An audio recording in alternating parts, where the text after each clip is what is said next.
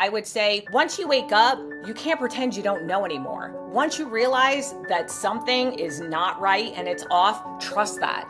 Trust your instincts, trust your gut, and definitely trust your soul. And then ask for guidance, whatever that is for you. Get quiet, try and find a quiet corner wherever you are and try to ask for guidance, because I don't know what's best for you, but you do. You inside your own soul know what's best for you. And if you ask your soul and your heart for that guidance, you will be led, and you'll be led to the right places. And my prayer every day is pretty much the same. I invite them all in, and every being of light that's aligned with my soul. And my prayer is very simple. Please guide and direct me, support and protect me. And I feel like that pretty much covers it all. But I would love to, in random situations where I know what the background is for somebody, maybe I can give them more detailed advice. But in this general scenario, I'm going to go with listen to your gut. And if you've never listened to that before, just try and get quiet as you can, because the answers are there. Welcome to Awaken to Freedom. I'm your host, Jada. This podcast is all about finding your freedom after leaving abusive environments, whether that's a cult, a toxic relationship, or a high-control religion. Each week, we interview brave women who have escaped these controlling situations, discovered their voice, and gone on to lead incredible lives. Their stories are inspiring and offer encouragement to anyone listening that there is a way out and there is a light at the end of the tunnel. If you're a woman who would like to share her story and be a guest on this podcast, please visit awakentofreedom.ca. Join us every week for a new story of courage and hope. New episodes will be uploaded every Thursday. If you'd like to see our faces, please head over to the YouTube channel and don't forget to like and subscribe. Feel free to engage with the comments because that helps the algorithm and allows more people to view our content. So with that, let's get started. Today, my special guest is Jackie Grillen. Jackie is an accomplished speaker, teacher, and counselor. Her need to excavate her own pain took her on a journey from pain to peace. She is an expert in emotional trauma and abuse with over 20 years speaking and teaching experience. She inspires, motivates, and challenges her audience and classes to make measurable shifts in their lives and businesses. Welcome, Jackie. Thank you for being here today. Thanks so much. It's so great to have you. It's great to be here.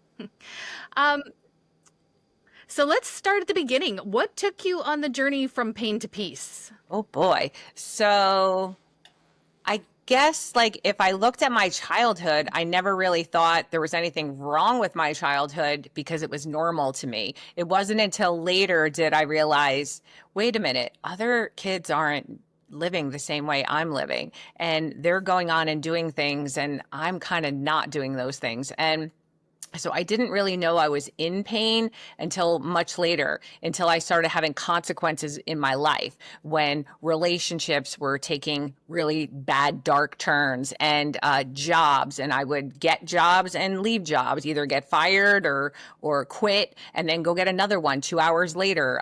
It was just a never-ending saga of constant turnover, whether it was in my life, with school, with whatever. And I always felt like I was playing catch up. And so I didn't realize it was pain. I was in survival mode until I was so exhausted that I couldn't go another second. And that's when I realized I was in pain. So that's pretty much how that went down. But, just to back up a little, I basically grew up in a household, right? Where our parents absorbed their parents and their parents and their parents, all unhealed or unprocessed material. And so, I'm probably the first one in my family to feel a feeling. And so when you absorb all, hundreds of years of unhealed and unprocessed things, there's a lot to work through and to sort out, and whose is whose and what's what. But I didn't even realize, like I said, that it was pain. What I did know was that I wasn't allowed to have a feeling in my house. I grew up in that era of I'll give you something to cry about. I'll give you something to be angry about. I never said that. That didn't happen. Your version of that is not accurate. And so I definitely questioned my own sanity a lot. But I just thought it was because I wasn't good enough, or I just didn't get it, or what was I missing, and things like that. And little did I know I had a few things going on. One, I had, parent or a parent who probably questioned her own sanity and needed to project it someplace. And then two, I didn't have any solid sense of self or role model to model, a healthy behavior. So I kind of, just grew tons of coping mechanisms along the way, which were brilliant because those coping mechanisms are the exact thing that saved my life and allowed me to maintain the mask and lots of mask until I was ready to put them down and to be able to face and, excavate my own pain, so to speak. So let's go back to how this kind of came about. You had mentioned that your mother had been in LifeSpring. Can you tell us about that? Oh, sure. Yes. So, all right. I went to Catholic school when I was younger, and that's because my mom went to Catholic school, right? So, they're basically doing what they know kind of thing. So do what your parents did to you. And so basically at that time, our parents basically paid for us to like be abused. So, the nuns, chastised you, shamed you, would call you up in the middle of the lunchroom with the whole school and shame you and hit you with this thing called the paddle and the Board of Education. So just from jump, I had religious trauma. And then my mom decides when her and my dad were splitting up or going through trouble and my dad moved out, my mom decides to join this club, whatever organization called LifeSpring, which was later to become known as like a pseudo culty part of that EST family, where it was all sprung up from, all these different little cults along the way or what have you. And basically all I knew is that she wanted to go to New York and she wanted to drag my sisters and everybody into the family into this club of whatever it was. And she wanted us on board with whatever it was. And all I heard was religion. The minute she started saying God, God, God, all I was thinking of was I'm already in Catholic school getting abused. Like, I don't want any more of that. So I just kind of was like, no. And that's probably the first time I was like sticking up for myself, but not knowing how I was sticking up for myself. But what I didn't know is what it did do is by me sticking up for myself, I learned that I was going to be excluded from the club. And when I mean excluded from the club, that means my dad had already left. I wanted to live with him and he couldn't take me. And it was my mom and my two sisters. And since they were, drinking the Kool-Aid, so to speak, whatever mom says, blah, blah, and I wasn't, I had to be excluded from the club, which is, typical culty behavior, right? You're not getting in line, you got to go. And so living in the same house with that wasn't, a good feeling. And then of course it didn't last long because 2 years later, my mom threw me out, and her version would be she asked me to leave, but I really don't see what the difference is. And it's been like that ever since. And when I would bring it up, how I was kind of not in the girls' club anymore, I would even get gaslit about that, how that wasn't true and that wasn't whatever. And then every now and then I would get glimpses of truth here and there, years and years and years later. But then they would double down on how that wasn't true. But that was my reality. So that was a fun time. And how old were you when you left, when you got kicked 15. So it was like mid school year, right? So it was like January or February of 1982. And I was 15 years old. So I had to leave one school and go to another. And when you are a 15-year-old, you're already in the throes of like not knowing who you are and what you are or whatever. And when you go to a new school, the kids aren't as accepting as if you went in September when it starts, because they're like, what's wrong with you? And why are you coming here mid-year? And they automatically label you a narc. So I definitely had an uphill battle with all of that as well. So that was fun.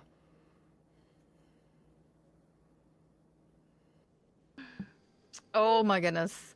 So your mom's in this cult, and how long does she stay in it? She stayed in there for a number of years, and I'm guessing, I don't know exactly for sure 100% why she stopped going, but I'm guessing from, from all the things I've learned later, because I identify when I see all these shows on cults and things and whatever, I'm like, oh my God, I totally get that, because that's how I felt. Like the people who are trying to get out of it or who have gotten out of it, I'm like, that was like my life, like the whole cognitive dissonance and the whole thing. I can just relate to all of it. But I'm guessing, if I were to guess, I would say that the reason that she left is whatever the next level was, or how much more money you had to spend. She probably ran out of money is probably what happened, because you're raising, 3 kids on your own, and at some point you're going to run out of money and they're going to want you to sell your soul. And she probably did, but at some point it's going to end. And I'm going to guess that's what happened. Wow. So you're like 15 years old. She's in this cult and you're not even in it. She's in it. And yet it's affecting your life. Absolutely. This badly. Yeah. Because if you're not in the club, you're out of the club, and I'm living in the same house. So it's kind of like they're in the club and you're not. And so you're basically shunned. Only at least like with the Amish or, other cults, like real legit cults, you get kicked out of the environment. Like you're not even allowed to live there if you're shunned. You're not like shunned and living in the same house. So that was just even more traumatic, I'm guessing, to my nervous system for sure, and my psyche. So when she kicks you out when you're 15, where do you go? Oh, I did move in with my dad. He kind of had no choice. But here I have this 15-year-old brain, which is even more immature, because like later I was to find out I'm ADHD, which is like, making me 30% younger than I am immaturely, right? And, and I have no role models or emotional maturity from anybody else. So, I'm definitely not 15 emotionally. And so my dad has to take me. But in my mind, when he left 2 years before that, he didn't want me, because and I know like monetarily he probably couldn't have, and all of the things. And I get that on an intellectual level and even an emotional level now, but I didn't at that time. All I heard when he left was he didn't want me. And then when I got to live with him, my mom said, look, you get to live with your father. And all I felt was that because I had to, and he took me because he had to, not because he wanted to. So I didn't really feel wanted either way. Right. So then you spend your teenage years with your dad at this new school. Yeah. So then what triggers you to basically start on this journey of healing? Well, all right. So I move in with my dad, and that's basically like, you have to go to school every day, because at my mom's, let's face it, one of the reasons I got kicked out is because after my dad left, I did whatever I wanted, because they didn't want anything to do with me. So I basically rebelled the opposite way, so in their minds, I was nothing but defiant. I cut school and all the other things.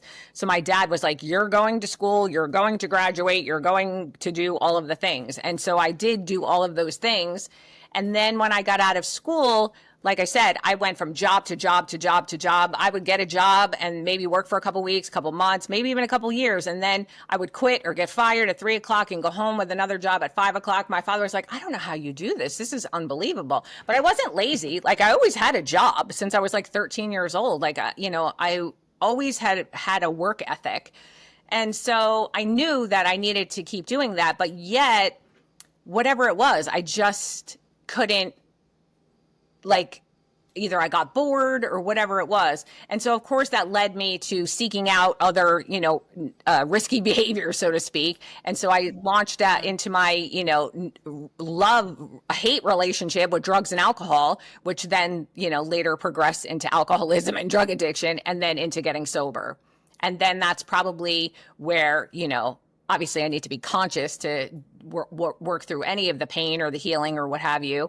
And then later on, after I started having emotional bottoms when I was sober, when I was kind of humbled or life had leveled me enough times, is where, you're kind of forced to deal with things. Because let's face it, nobody's signing up to go work through all of their pain and sorrows of life or their heartbreaks unless they have to.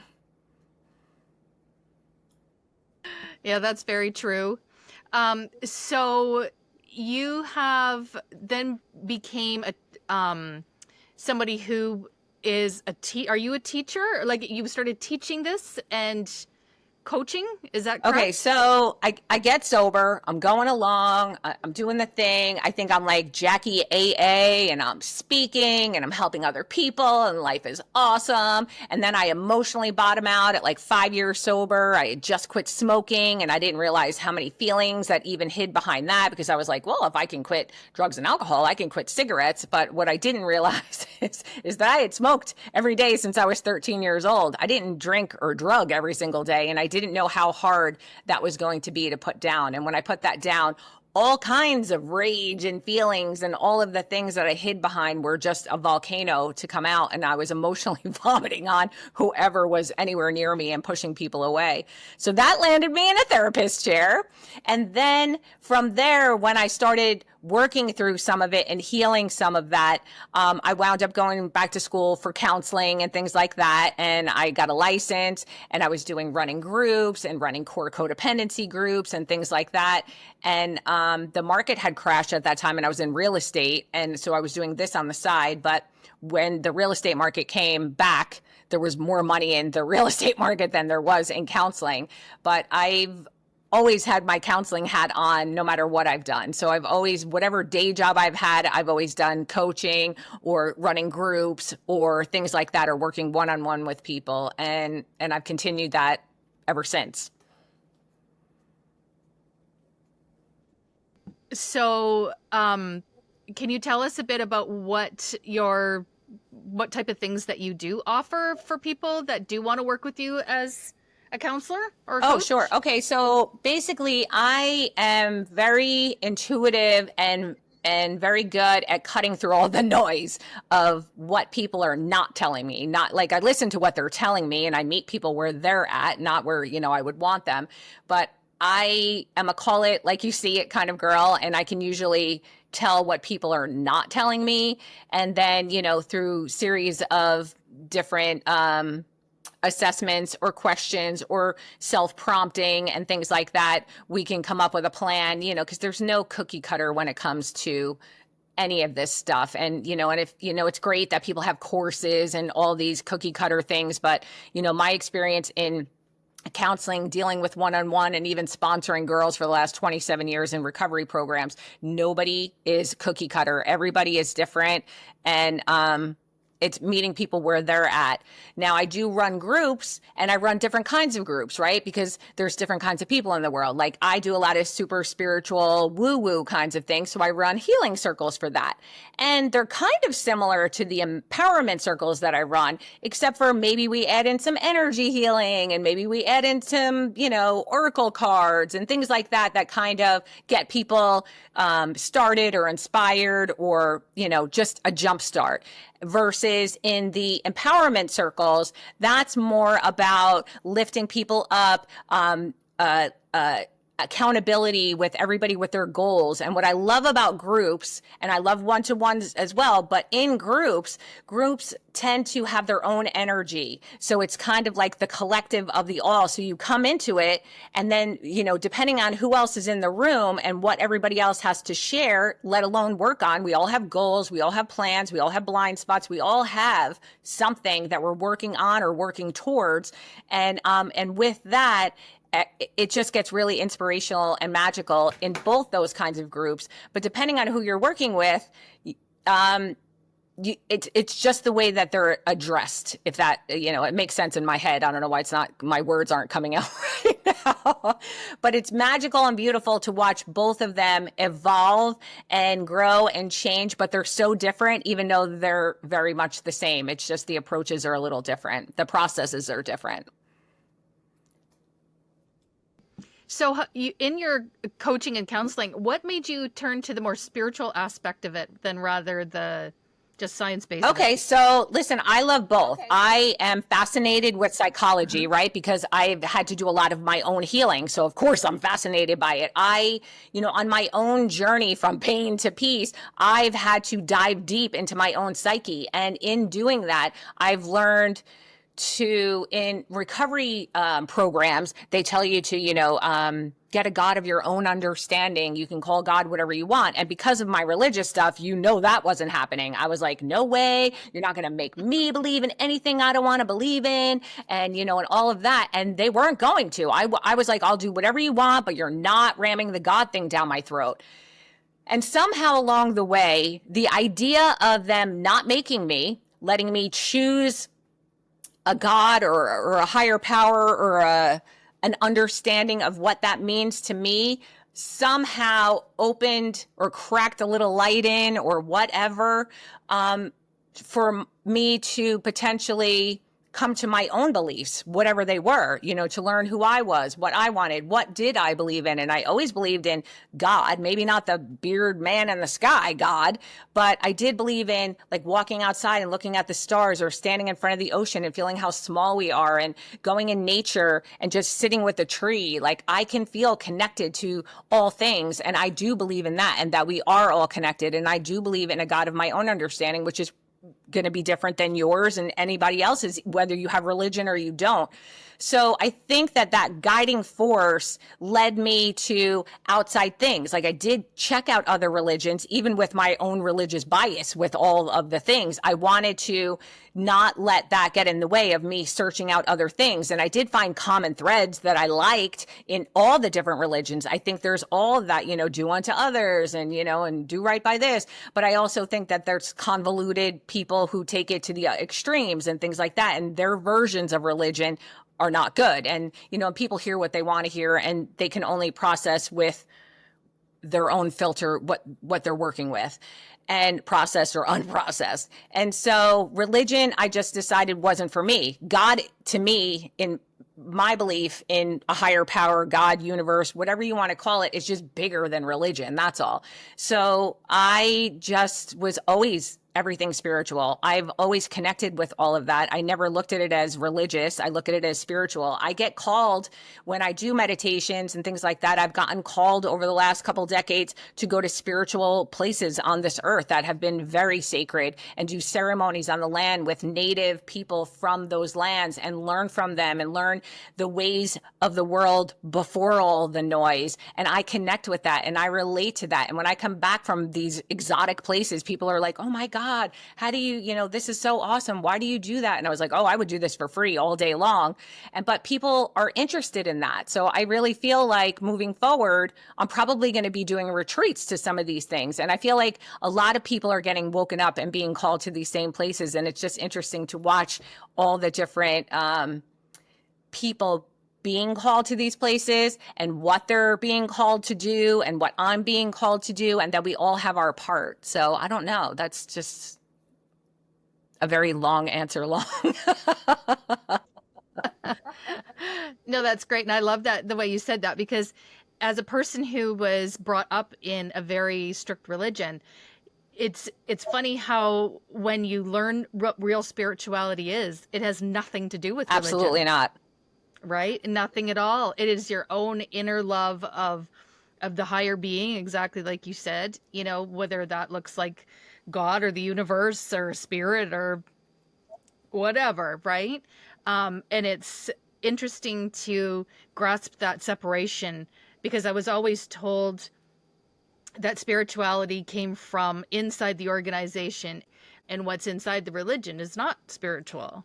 It's just control and rules. Yes, I absolutely agree with you. When I look at, and again, I'm not religious by any means. I'm called by wherever my soul is called to. And I think that we are all, especially in today's world right now, waking up to all of our ancient old rememberings. And I'm a very old soul for sure. And there's plenty of us on this planet right now who are waking up and remembering where we came from and what resonates with that. And, I just can't say enough about getting a solid sense of self and then really listening to what you feel aligned to and to speak up for that.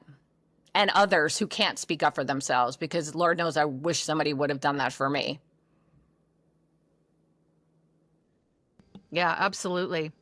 So do you have any words of wisdom for our listeners out there, especially like with this podcast? It's mainly a lot about leaving high control environments and possibly a lot of these women have gone through an experience like you have, whether that have been when they're younger or Yeah. now.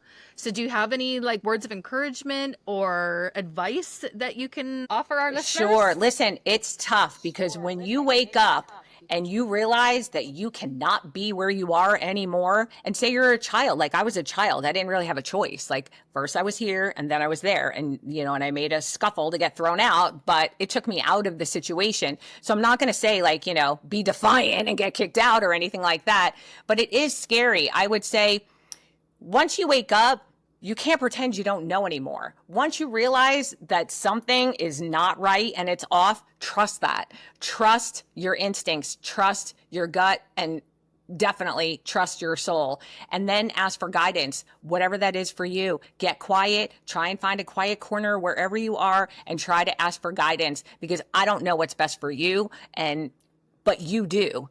You inside your own soul know what's best for you. And if you ask your soul and your heart for that guidance, you will be led, and you'll be led to the right places. And, my prayer every day is pretty much the same. I invite them all in, and every being of light that's aligned with my soul. And my prayer is very simple. Please guide and direct me, support and protect me. And I feel like that pretty much covers it all.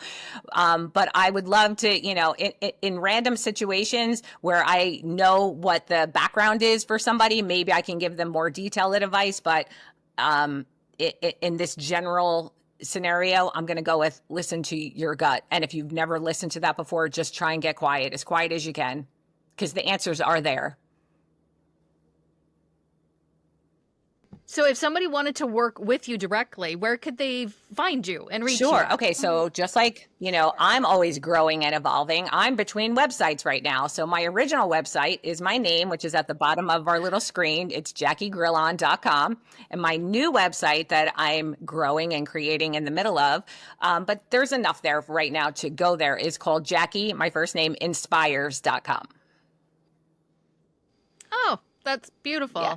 You can book Perfect. a call. So in the meantime, they can go to JackieGrillon.com or JackieInspires.com, and they can, book a call, or, oh, it is. yeah, or okay. opt in meditation, or opt in a little download for choosing yourself, things like that. Well, thank you so much for coming on today, Jackie. That was so inspiring to hear your story of, how you did go from your journey into healing, and how much healing you've actually done, and how you found, your spiritual awakening. Well, thank you so much for coming on today, Jackie. And thank you to our listeners who've listened today. And again, please hit like and subscribe and comment on this episode. If you have any questions for Jackie, you can reach her through the comments there or on her website. Reach out to her to have a look at what she offers, and I'm sure there'll be something there that can help along your way. Thank you so much, and enjoy your day, and we'll see you next week. Thanks, everybody.